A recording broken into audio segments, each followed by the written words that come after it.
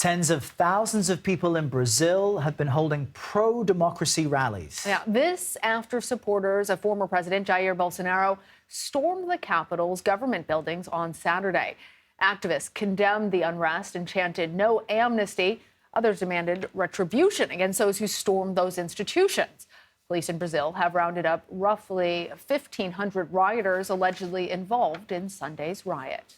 Let's bring in Nomia Iqbal from our partners at the BBC. Great to have you there, joining us from Brasilia. Remind us what drove Bolsonaro supporters to storm the capital and who will face charges.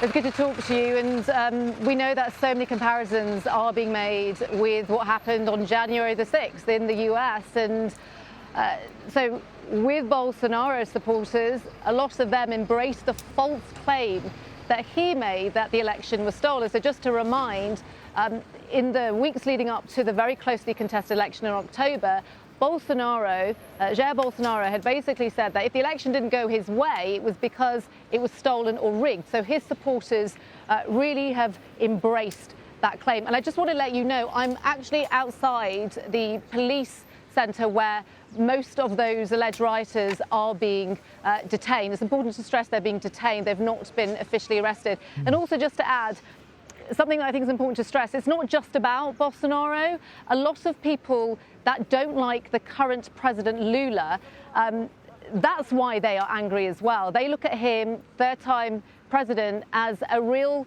left-wing veteran, and they believe that he should not be in the presidential palace. They believe he should be back in prison. And so that drove a lot of the anger as well that we saw on Sunday.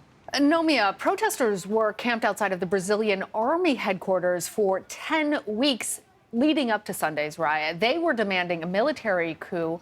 Right now, as people in Brazil and around the world are trying to understand what went wrong there, is their being allowed to stay there for so long part of what folks are looking at now as a failure? There are lots of questions being asked because it's not like the protesters didn't warn that this was going to happen. Again, it's the sort of similarity we saw with January the 6th. With these kind of camps that were being set up, not just here in Brasilia, the army barracks, but around the country, I suppose the argument is that they had their right to protest, and there was no sign of anything that could happen. But of course, questions are being asked about what preventative action could have been taken. Now, President Lula, interestingly, in the immediate aftermath, he called the protesters fanatical fascists. Pretty inflammatory language. But last night when I was at the presidential palace, he was calling them victims. He suggested that a lot of the people that were at the riots were being kind of sponsored, that there were financiers behind this who didn't turn up at the riot. And so he thinks there is a bigger thing going on here, and he has demanded a full investigation, and he wants to shore up democracy. He wants to make sure that rioters are prosecuted, and he's also fired a lot of security officials as well.